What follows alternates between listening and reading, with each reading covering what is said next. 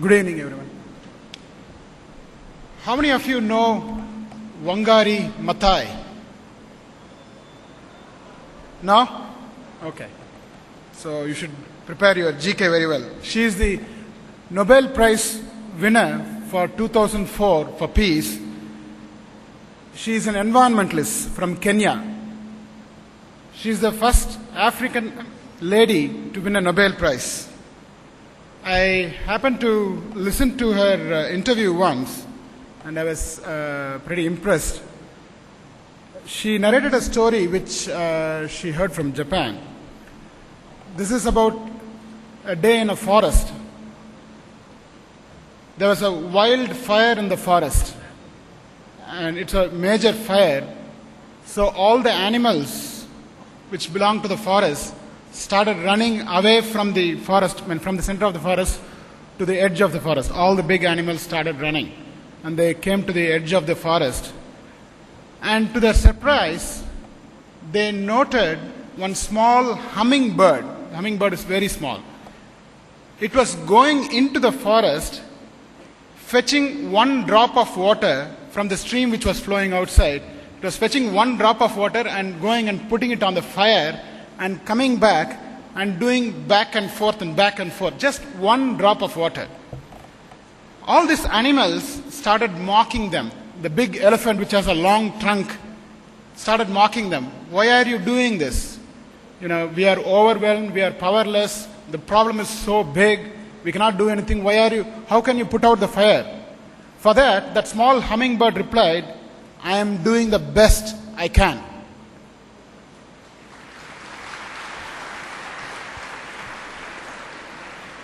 So, especially for the outgoing students, I want you to remember this story for life. Don't get overwhelmed with all the problems in the society. Be like the hummingbird. Do the best you can, and I'm sure you can solve the problems. And especially if the hummingbird can do it, the elephant can do a better job of carrying water and putting out the fire. So, I wanted to convey this message to the outgoing students. One of the major assets of VIT is the students of VIT. There is no doubt about it. And that's why VIT wants to become a very student-centered university. So we are already a student-focused university, but we want to become a student-centered university, and we are starting to work towards it very much. We are changing our policies, etc. For example, our Chancellor has announced rupees 25 lakhs as scholarship for the semester abroad program.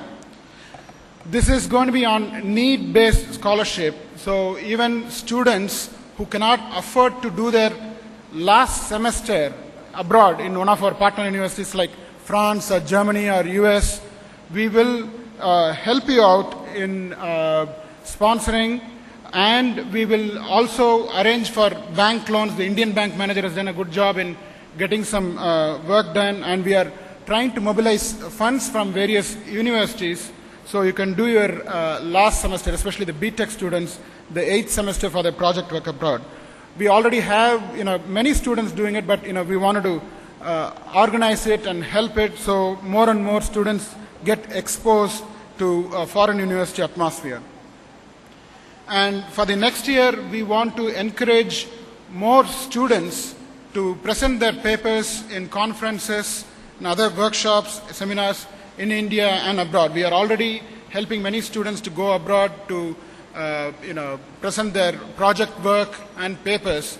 We want to enhance the amount of money we spend on sponsoring students to go abroad to present their work. I'm sure it will encourage them very well. Similarly, we want to do the same for the faculty. We want to assign a separate budget where we'll encourage our faculty members to go and attend conferences and workshops and present their work both in the country and abroad. And for this year, we have streamlined the caution deposit refund process. As VIT is becoming bigger and bigger, I'm afraid that bureaucracy sets in. So we want to streamline the process. So, in the previous years, it used to be the students who go around various departments collecting the, no dues certificate. So we have eliminated no dues certificate. So this year onwards, all the departments just need to use the ERP and their software to send the no dues to one place, and the student needs to get the certificate in one place, all the dues, etc. So we want to eliminate the bureaucracy and make it easy for the students.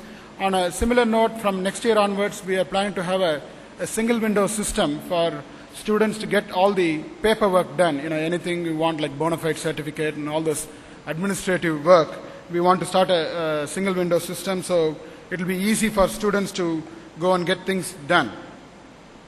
And at this juncture, I want to appreciate all the student representatives who have given wonderful feedback and worked hard. I would like to congratulate the student council members who have done an excellent job. As you have seen the presentation, a big round of applause for all the student council members and able leadership. With Dr. Chidambaram being at the helm of the affairs, it was very easy to organize excellent student activities. I would like to close my address with one bit I heard. There was an interview, job interview conducted. So the question was same, and it was asked to multiple candidates.